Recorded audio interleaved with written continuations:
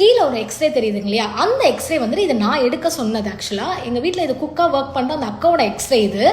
அவங்களுக்கு வந்து like neck pain வந்து ரொம்ப நாளாக இருந்துட்டு இருக்கு. இங்கெல்லாம் கொஞ்சம் வீக்கமாகவே இருக்கும். அவங்க டாக்டர்ஸ் கிட்ட போயிருக்காங்க. லைக் வந்து நெக் பெயினை சொல்லியிருக்காங்க, மாத்திரை மருந்து கொடுத்துருக்காங்க, அதுவும் எடுத்துட்டு இருக்காங்க. பட் ஸ்டில் அவங்களுக்கு அது ரெடியூஸே ஆகலை. திடீர்னு வந்து ஒரு நாள் ரொம்ப பெயினாக இருந்துன்னு சொல்லிட்டு கையை கூட தூக்க முடியலன்னு காட்டும் போது தான் நான் ஒரு எக்ஸ்ரே எழுதி கொடுத்ததுக்கப்புறமா அதில் தெரியுது பார்த்தீங்களா, இந்த 2 போனுமே உங்களுக்கு பார்க்கும்போது தெரியுதுங்களா, அதில் ஒரு போன் மட்டும் நல்லாவே இறங்கியிருக்கும் ரைட் சைடில்.